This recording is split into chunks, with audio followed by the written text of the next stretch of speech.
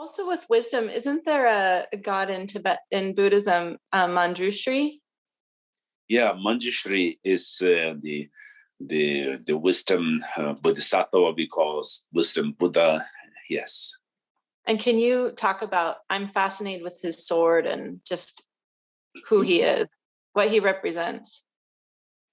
See, Manjushri, in somehow, like even Buddhist time also, he was there as one of his main disciples, and sometimes we call he is the embodiment of all the Buddhas. There are countless Buddhas, enlightened beings, and when they combine together their whole wisdom into the form, is called Manjushri. When there's like countless enlightened beings, when they combine all of their enlightened wisdom into one form, that is called Manjushri. See, it's actually very powerful meaning. And the sword, which really represent, which is the cutting down the ignorance. Because in our life, even though there are so many defilements in our life, so many anger, hatred, desire, delusions, ego, pride, jealousy. If you count, there are more than 84,000.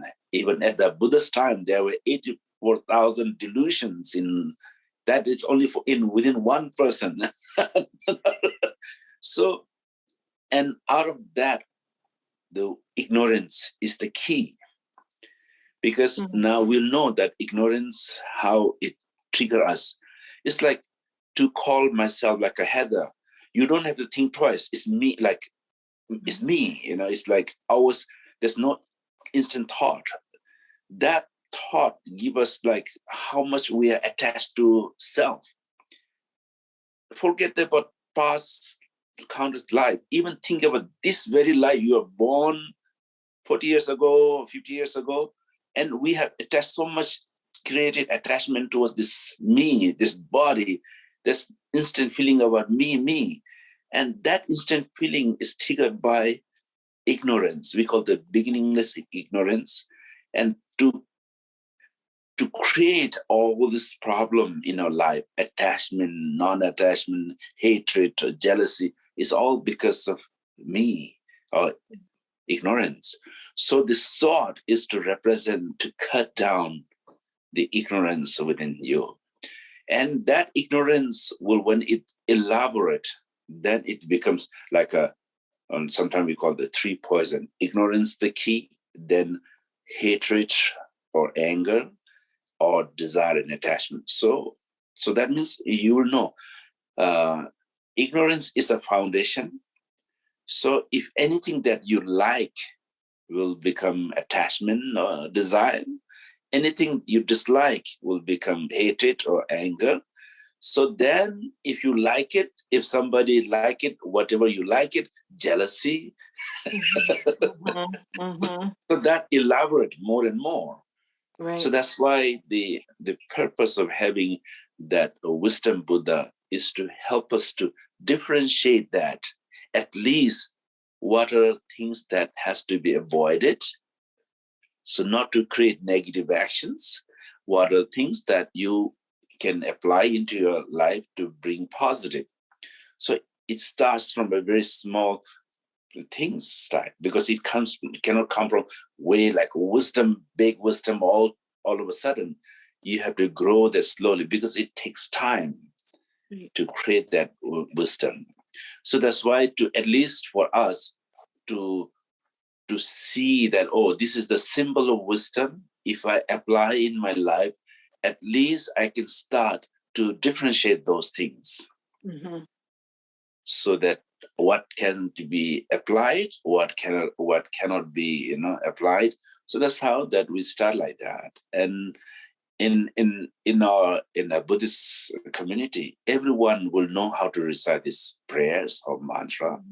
Even when we're in school, even in a kindergarten in school in our country, we have to recite this as a morning prayers. Yeah. What is that mantra? Is it? Mantra in the short one is called Om Arapatsanadi. So Om Arapatsanadi, see, And when you recite, like actually, when you recite early morning is best for your sharpening your speech and also to be mindful about wisdom. So that's especially for younger the children, very helpful. Omara Pasanadi. So you can recite at least 21 times or 3 times or 21 times.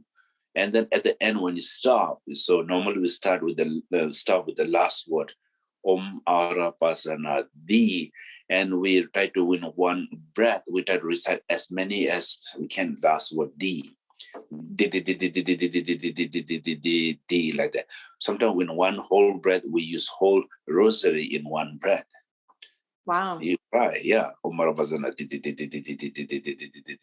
like that or something, and. Yeah, that's how it is used. That's wonderful. I definitely that wisdom, because the complexity between, beginning with yourself and then not also kind of getting caught in ego and thinking about, there's just these like poles, I think. Yeah.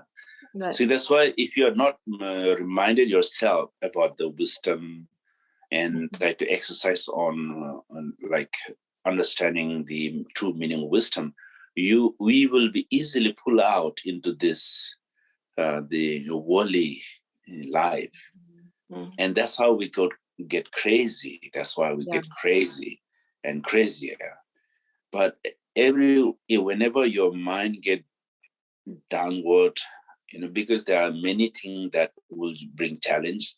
So once in a while, you just try to sit down and try to think about and try to analyze, like, okay, this is what's supposed to happen. This is the we call the fantasy world.